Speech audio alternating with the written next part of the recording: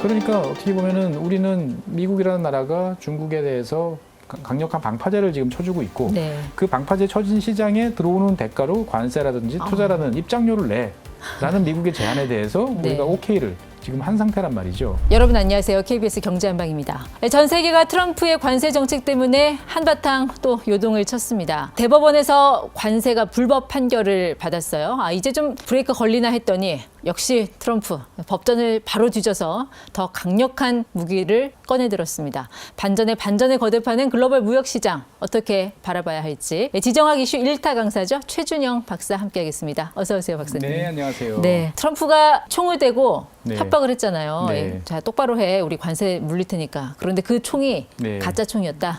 네, 뭐 가짜 총까지는 아니고 이제 그걸 들이대면 안 돼라고 이제 이때 이제 그 무기를 들이대면 안 돼라고 그래서 미국 대법원에서 이제 6대 3으로 이제 판결을 내린 거죠. 네. 우리나라는 시간이 지나다가 이 법 필요 없어. 그러면은 이 법을 새로운 법이랑 바꾸던지 아니면 섞던지 해가지고 바꿔 나가는 걸 우리 당연하게 생각해요. 그런데 미국은 굳이 그런 작업을 안 합니다. 그러니까 옛날에 법이 있었는데 이 법이 지금 쓸모 없네? 그러면 그냥 놔둬요. 그리고 이제 그 당시에도 필요한 무엇인가가 있으면은 거기다가 좀 하나 끼워 놓다든지 그러다 보니까 뭐 18세기, 19세기, 20세기 초반에 만들어진 법들이 지금까지 살아있는 경우들이 종종 있어요. 네. 그러니까 이제 그 법정에서 내가 필요한 것들을 누가 잘 뒤집느냐의 싸움인 거죠. 그러니까 트럼프 대통령 입장에서 봤을 때는 그럼 나는 또 다른 걸 꺼내올게 라고 이야기를 해서 이제 무역법에 있는 네. 조항을 들고 나와서 일단 전 세계에다가 지금 10% 관세를 이제 부과를 한 상태지요. 그래서 이번에 10% 같은 경우에는 기존에 그러니까 트럼프 대통령이 상호 관세 이전에 관세를 있었지 않습니까? 거기다가 플러스 10%를 하는 명령이에요. 그러니까 우리나라 같은 경우는 FTA였잖아요.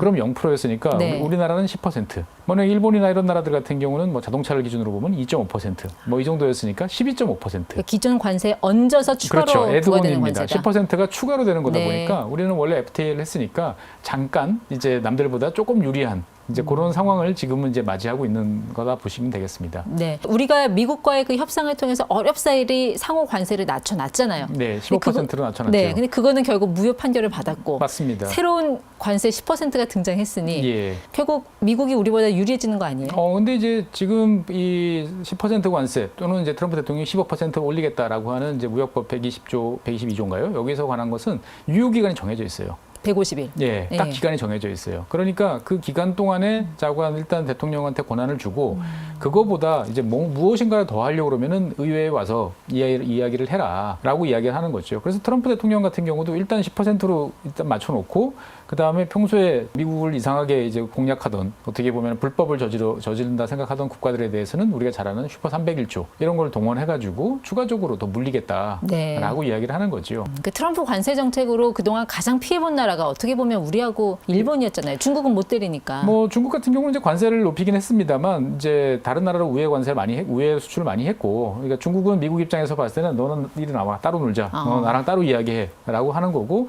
나머지 국가들 중에서 이제 관세하고 투자를 의무화해서 엮은 세 나라가 있죠. 우리나라, 일본 그리고 대만. 요 세 나라 같은 경우에는 이제 미국이 뭐 우리나라, 일본 합해서 9천억 달러, 그다음에 대만에 4천억 달러 이렇게 뜯어냈으니까 가장 큰 피해를 봤다라고 이제 볼 수도 이제 있겠습니다만 사실 이제 15% 관세라는 것이 이제 지금 한 몇 달 됐지 않습니까? 몇 달 해보니까 아직까지는 뭐 이 정도까지는 견딜만하다 세계 경제가. 아직까지 대미 수출이 줄었다거나 그런 그렇죠. 전 통계는 세계적으로 없어요. 봤을 때 대미 네. 수출 줄지도 않았고 우리나라에서도 뭐 기업들이 아주 크게 어려움을 겪은 그런 경우도 별로 없고 그렇다고 미국에서 관세 때문에 이게 그대로 물가로 옮겨가가지고 인플레이션이 다시 심화돼가지고 여러 가지 논란이 벌어지지도 않고 그러니까 현재 상황은 일단 트럼프가 15% 관세를 부과해서 관세 수익은 늘어났는데 모두가 조금씩 희생을 한 거죠. 그러니까 뭐 미국의 수입업자들 같은 경우는 자기들 이익을 좀 깎고 미국 소비자들은 뭔가 물건이 값이 좀 오른 것 같은데 이 정도는 뭐 넘어갈 수 있을 것 같고 네.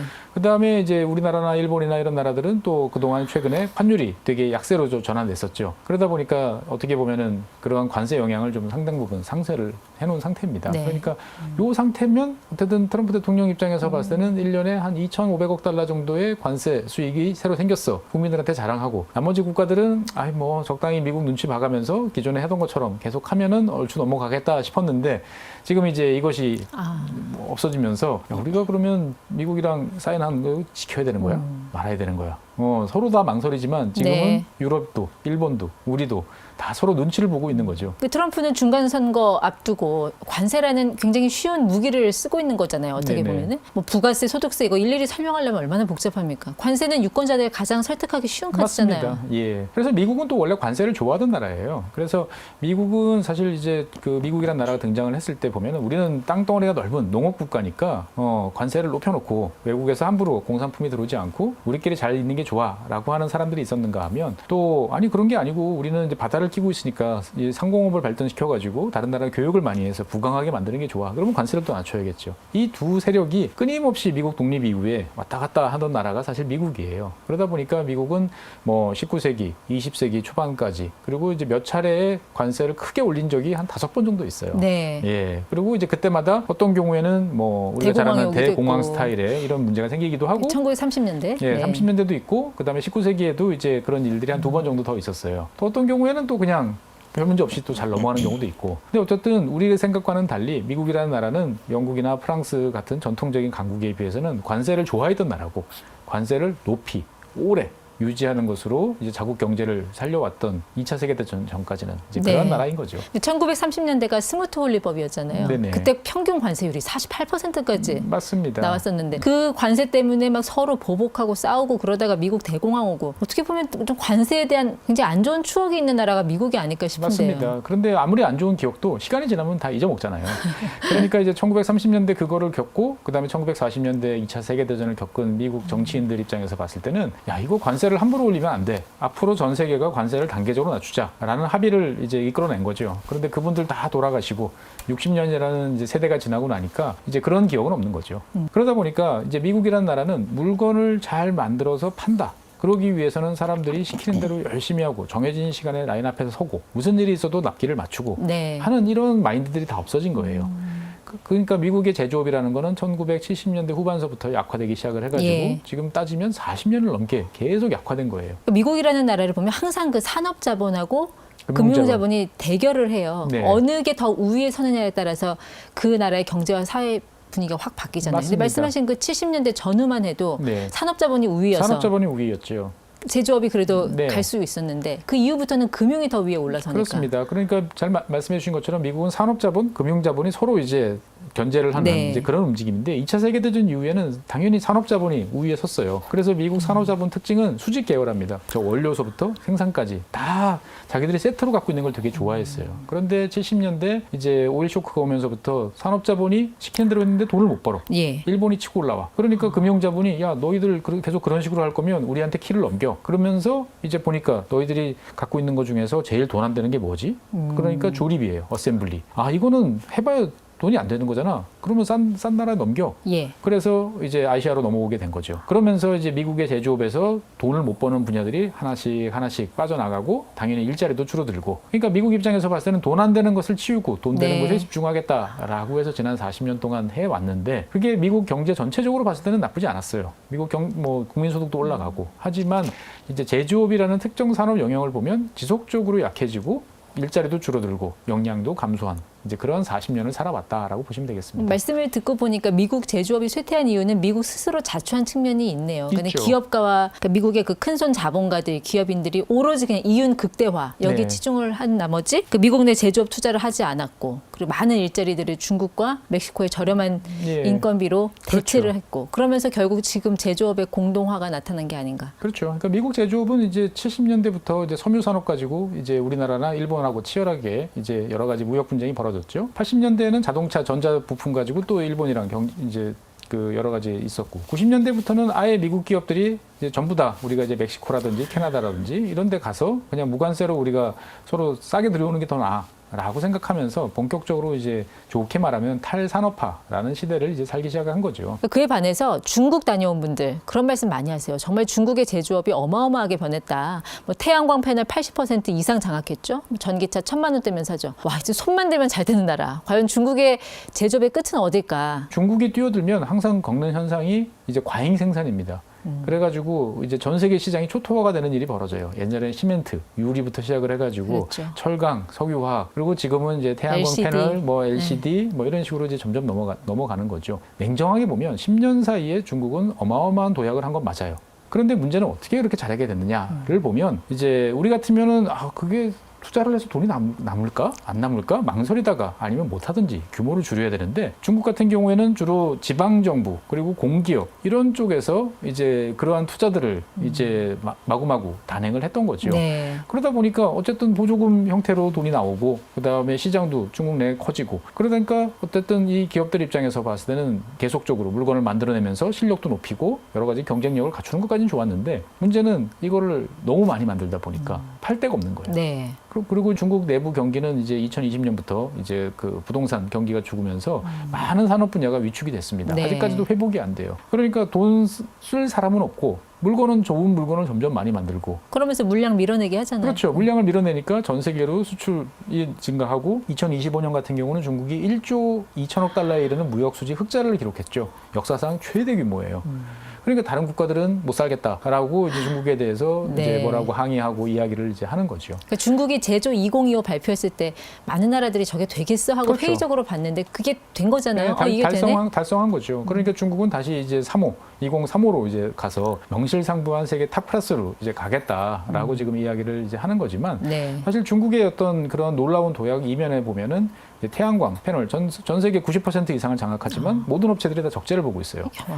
중국 전기차 업체 이제 돈이 벌리지 않다 보니까 그렇죠. 중국 정부가 지금 100개 가까운 이제 전기차 업체를 10개 정도로 이제 줄이려는 이제 구조조정 작업을 이제 착수를 하고 있어요. 네. 그러니까 중국 내부적으로도 죽을 맛인 거예요. 역사적으로 따져보면은 미국은 변호사가 중심인 나라였고 중국은 엔지니어가 중심인 나라였고 네. 결국 그 결과가 지금의 상황으로 나타난 게 아닌가 싶기도 해요. 뭐 그렇게 이제 볼 수도 있죠. 근데 이제 너무 사실 이제 브레이크 넥이라고 하는 그 책이 이제 어떻게 보면 딱 단선적으로 비교를 하면서 이 양국 간의 어떤 입장을 정확하게 이제 딱 보여준 책으로 미국에서는 베스트셀러가 됐는데 브레이크 넥이라는 게 이제 목이 부러질 정도로 변화 속도가 그렇죠. 빠르다. 변화 속도가 빠르다라는 이제 그런 느낌인데 좀 지나친 단순화라는 생각도 좀 사실 들고 어떻게 보면 중국의 모습이 그렇게 낯설진 않아요. 아시아 사람들한테는. 예전에 일본이 우리나라가 했던 거를 중국이 한 10배쯤 스케일을 크게 하는 거다 보니까 미국 사람들 눈에는 낯설어 보이지만 우리한테는 다 겪었던 이제 그런 일인 거죠. 네. 그 미국이 관세 정책을 펴면서 중국 너넨 따로 나와 놀자 이렇게 개별 협상을 한다는 거 아닙니까? 예. 근데 유럽 같은 경우는 이제 그냥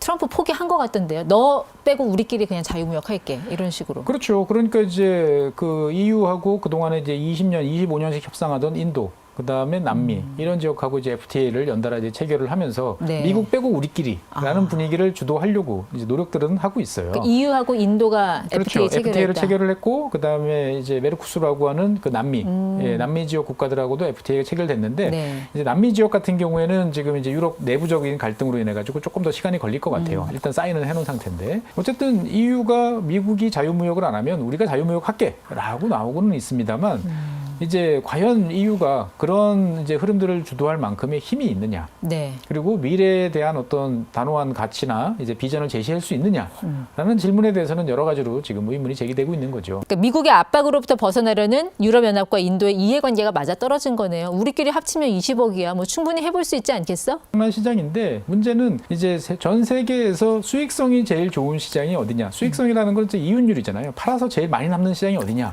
라고 보면 미국 시장을 따라갈 나라가 없어요. 그렇기 때문에 그걸 믿고 트럼프 대통령은 들어오려면 입장료, 관세를 많이 내라고 이야기를 하는 거고 다른 나라들도 다 그러면 미국에 투자하겠습니다라고 이야기를 하면서 어쨌든 미국 시장을 포기 못하는 거죠.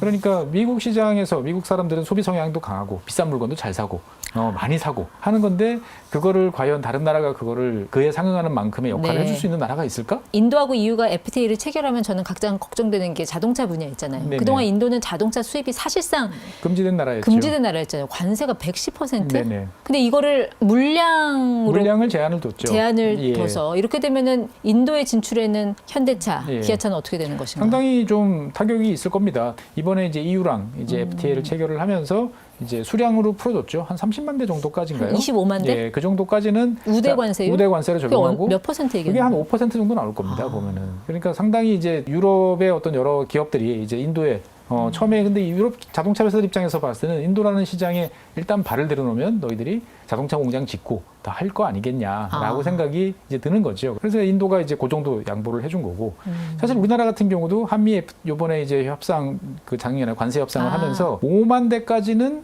미국의 형식 승인 받으면 그냥 그걸 인정해서 들어오는 걸로 했지 않습니까? 그때 테슬라 그렇죠. 테슬라가 SPS 들어왔잖아요. 그래서 그렇죠. 그러면서 이제 우리나라한테 많은 충격을 준 거죠. 인도가 효과적인 카드를 꺼냈는데 문제는 이제 그렇게 한 다음에 유럽의 자동차 회사들이 인도에 공장을 짓고 열심히 투자를 할 것이냐, 안 할 것이냐 이 여기인데 저는 유럽의 산업이 지금 다른 나라에 가는 것보다는 자기네 안방에서도 예. 지키기가 쉽지 않을 것 같다라는 생각이 많이 듭니다. 근데 그런 점에서 보면 제일 위너는 인도의 그 의류업체 네. 아니에요? 거의 무관세로 이제 들어가는 것 같은데. 뭐 유럽 시장에는 그렇죠. 그런데 이제 사실 유럽은 그동안에 이제 여러 나라들에 대해서 어드밴티지를 많이 적용을 이제 해왔기 때문에 인도 업체들이 우리 생각보다는 의류에 있어서는 그렇게 경쟁력이 탁월하지는 않습니다. EU 정상들 바빠요. 뭐 인도랑 FTA 체결하죠. 조금 전에 말씀하셨다 남미, 네. 메르코스루. 네. 거기 보면 브라질, 아르헨티나, 뭐 파라과이, 우루과이 다 들어가 그렇죠. 있고 안 들어간 나라 중에 큰 나라면 뭐 칠레 정도. 칠레 정도. 네. 그럼 남미하고 손을 잡는다면 그야말로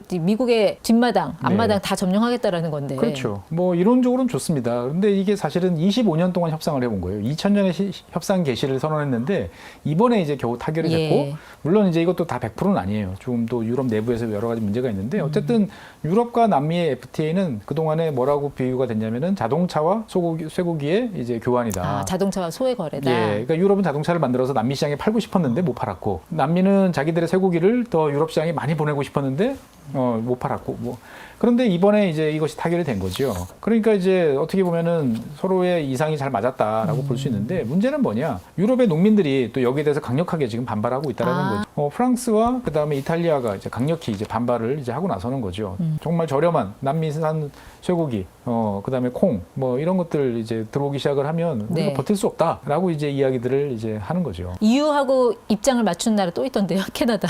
네, 캐나다 입장에서 봤을 때도 진짜 얘네의 나프타, 지금 USMCA를 지금 올해 새로 개정을 해야 되는데 네. 지금 만약에 이 분위기로 가가지고 너희들 캐나다 그냥 50% 관세, 뭐 30% 관세 이렇게 되면은 캐나다 입장에서 봤을 때는 정말 힘들어질 수밖에 없거든요. 예. 원유 같은 경우도 이제 캐나다가 저기 로키 산맥 거쳐서 네. 인도까지 간다는 거 아닙니까? 예, 태평양 쪽으로 뽑아내겠다라고 하는데 이게 이제 참 우리 입장에서 보면 어이가 없는 일인데 시간이 많이 걸려요. 캐나다에서 지금 태평양 쪽으로 나오는 원유들 대부분은 배를 타고 어디로 가냐면 미국 캘리포니아로 갑니다.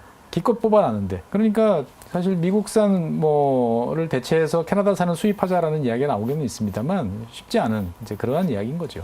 3월에는 마크 카니 캐나다 총리가 인도 가잖아요. 네. 그때 뭐 우라늄, 광물, 에너지 이런 협력 방안 논의한다고 하는데 예. 의외로 또 캐나다가 원전에 강한 나라 아닙니까? 예, 캐나다 우리나라도 이제 월성에 있는 중수로 같은 경우가 이제 캐나다가 그랬죠. 이제 기술이죠. 네. 그러니까 캐나다도 나름대로 원전에 이제 한 축을 담당하고 있고 우라늄 자원도 풍부한데 어쨌든 캐나다가 급하구나 그런 생각이 들었어요. 그 모디 총리랑 이 캐나다 쪽하고는 그동안 사이가 좋지 않았거든요.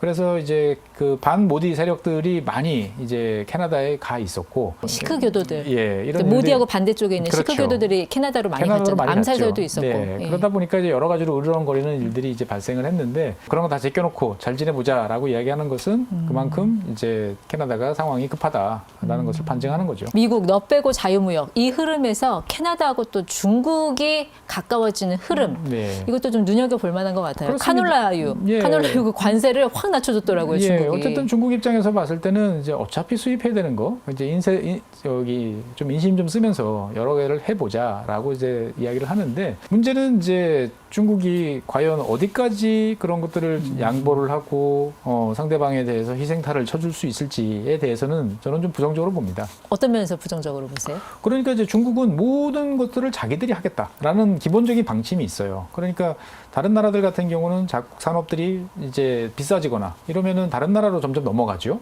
그 다음에 비교 우위에 있어서 좀 여류에 있는 것들은 수입을 하는 쪽으로 갔단 말이에요. 근데 중국은 지난 수십 년 동안 수입하던 것들을 다 자국으로 돌려놓고 자국의 이를테면 상하이 주변 지역이나 이런 쪽에서 인건비가 비싸면 인건비가 저렴한 내륙 지역, 서부 지역으로 옮겨가면서 그것들을 끝까지 놓지 않고 있어요. 그러니까 중국이라는 나라의 기본 마인드는 모든 걸 다 내가 할 거야 라는 마인드예요. 그런데 사실은 다른 나라와 교역을 한다는 것은 일부러 상대방한테 문도 좀 열어주고 우리 시장도 좀 개방하고 상대방한테도 이득도 챙겨주고 해야 되는데 과연 중국이 그런 것들을 감내할 것이냐? 1조 2천억 달러에 대한 무역 수지를 이제 뭐 한 2천억 달러 정도 수준까지 낮춰가면서 뭔가 하는 모양새를 보여줄 수 있을까라고 생각해 보면 중국한테는 지금 그럴 만한 여유는 없습니다. 네. 미국 이외에 우리끼리 잘해보자라는 새로운 흐름 속에서 어떻게 보면은 우리 입장에서는 고민할 축이 더 많이 생긴 것 같기도 해요. 그동안 맞습니다. 미국과 그 맺어놓은 그런 FTA를 더 고도화하고 더 강화시켜 나가야 하는 판에 뭔가 좀 새로운 쟁점과 논란들이 생기지 않을까 이런 흐름 네. 속에서. 예. 그나마 다행스러운 거는 우리나라는 이제 FTA 이제 세계에서 가장 많은 FTA를 체결한 국가 중에 하나였죠. 그러다 보니까 실제로 미국을 제외한 나머지 나라들과의 FTA는 잘 돼 있고 우리나라 수출 분야에서의 어떤 제도적인 장벽 같은 경우는 상대적으로 좀 낮은 편이에요. 그러니까 이제 한쪽에서는 자유무역과 관련된 흐름들을 계속적으로 이어나가고 미국에 대해서는 이제 투자하기로 약속했던 그런 것들, 그다음에 미국의 전략적 이해와 우리의 이해관계를 이제 맞춰가는 이제 그러한 일을 이제 병행을 해야 되는데 이게 한쪽에서는 뜨거운 커피 팔아야 되고 한쪽에서는 아이스 커피 팔아야 되는데 네. 상대방 취향이 이제 점점 계속 변하다 보니까 우리 입장에서 봤을 때는 어디까지 메뉴를 다양화해야 되느냐라는 이제 고민이 커질 수밖에 없죠. 물론 박사님 말씀대로 미국이라는 거대한 소비 시장을 포기할 수는 없겠습니다만 그것 빼고도 전 세계에는 수십억의 시장이 많이 열려 있잖아요. 네.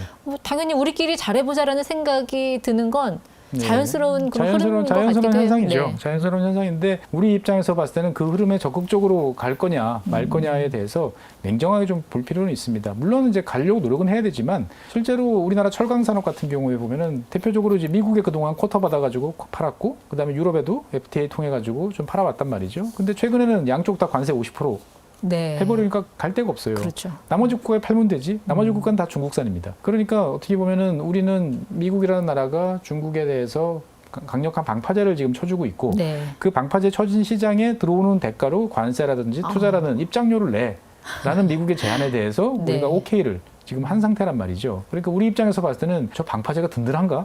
앞으로도 계속 있을까? 라는 이제 고민과 더불어서 빨리빨리 미국에서 투자를 해서 뭔가 이제 돈을 벌어야겠다라는 여러 가지 또 다급함. 이런 것들이 이제 종합되어 있는 이제 그런 상황입니다. 그동안 미국이 가장 눈을 부라리고 있었던 캐나다, 남미까지 새로운 흐름이 나타나고 있는 걸 보면 세상이 트럼프 의도대로 그렇게 고분고분하게 돌아가지는 않을 것 같긴 하네요. 예, 맞습니다. 당연히 이제 거기에 대한 작용이 있으면 반작용이 있는데 뒤집어 말하면 또 미국이라는 나라가 얼마나 큰 힘을 쥐고 있었는지를 또 트럼프 대통령 1년이 잘 보여준 거죠. 네. 미국 대통령 한 명 바뀌었다고 이렇게 세상이 뒤집어질 줄은 몰랐습니다. 네, 어쨌든 전 세계는 또 새로운 질서를 향해서 적응해가는 그런 과정에 있는 것 같습니다. 우리도 잘 적응을 해야겠죠? 네, 대한민국은 적응의 또 국가다 보니까 잘 할 것이라 믿습니다. 네, 여기까지 듣겠습니다. 자, 법무법인 율촌의 최준영 박사 함께했습니다. 고맙습니다. 감사합니다.